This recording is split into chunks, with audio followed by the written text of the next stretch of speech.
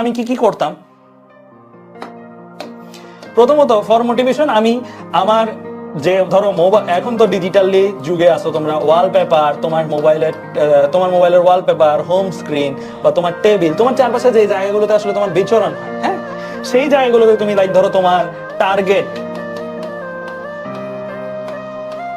বা গোল লিখে রাখো, এন্ড নিজেকে নিজে ইন্সপায়ার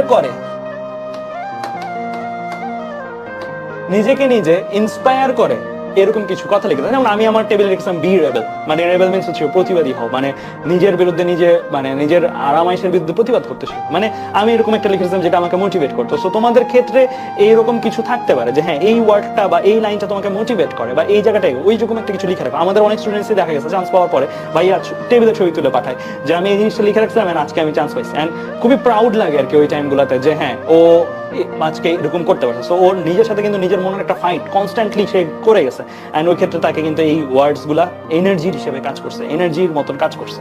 গেল এর পরবর্তীতে যেটা করতে পারো সেটা হচ্ছে তুমি মানে একটা কাজ করতে পারো, সেটা হচ্ছে যে তুমি যেই ইউনিভার্সিটি, ধরো সাপোজ আমি এরকম করতাম আর কি, যে বুয়েট টার্গেট হইলে বুয়েটের ভাইয়া আপুদের শর্ট ফিল্ম গুলো দেখি, একটু বুয়েট ক্যাম্পাস লাইফটা দেখি, এন্ড তখন কি হবে ক্যাম্পাসে তোমার অ্যাটাচমেন্টটা যখন ক্রিয়েট, তখন মনে হয় যে ওই লাইফটা আমার দরকার, ওই লাইফে আমি যাবো, আমিও এই জিনিসগুলো উপভোগ করব, এই জিনিসগুলো আমিও চাই।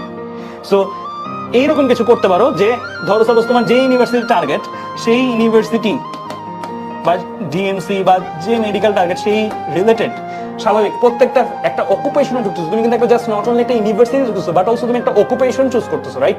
এইচএসসির পরে ওই অকুপেশনের যেই সিনারিও গুলো, যেই সিন গুলা, ধরো ডাক্তারকে রেসপেক্ট করতেছে ডাক্তার হিসেবে এটা মনে হচ্ছে, বা ইঞ্জিনিয়ার হিসেবে তুমি একটা ধরো সাপোজ ওয়েব সিরিজ, যেই ওয়েব সিরিজটা দেখতে পাচ্ছ যে একজন সিসি প্রোগ্রামার, সে পুরা দুনিয়ায় একটা তার আইডিয়া ছিল, এন্ড ওই আইডিয়াটা সে বাস্তবায়ন করছে, এন্ড সে এখন মানে একটা $1 বিলিয়ন স্টার্টআপের মালিক।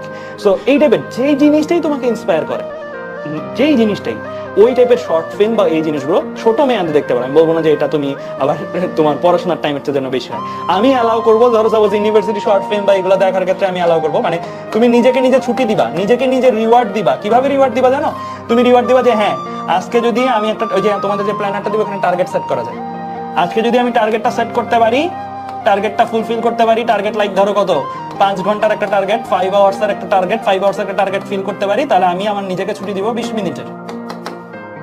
20 মিনিট রিওয়ার্ড। রিওয়ার্ড কি? এটা তুমি ছুটি দিছো নিজেকে,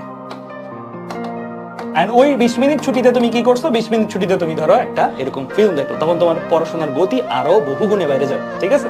সো এই জিনিসগুলো তুমি করতে পারো, এন্ড তখন তোমার মনের মধ্যে একটা জিনিস আসবে, ওকে ফাইন, আফটার 5 আওয়ার্স আমি একটা জিনিস পাচ্ছি, এন্ড দ্যাটস ওইটা কি 20 মিনিটের একটা ছুটি, এন্ড ওই ছুটিতে আমি কি করবো? ওই ছুটিতে আমি একটা জিনিস এই জিনিসটা দেখবো, ঠিক আছে?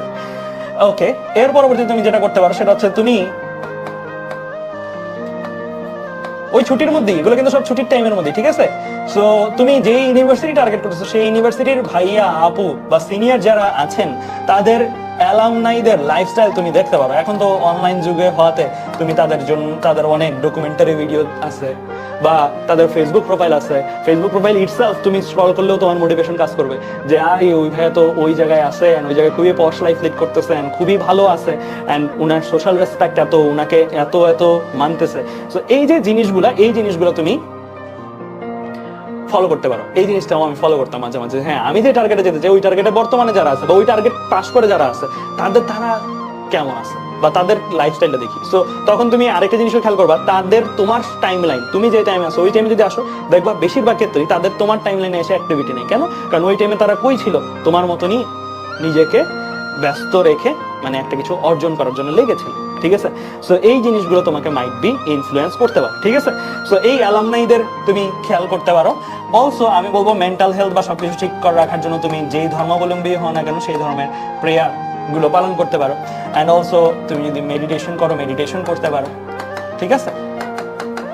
সো এই জিনিসগুলো আমি বলবো তোমার মোটিভেশনটাকে ধরে রাখার জন্য তোমাকে মাইট বি হেল্প করবে।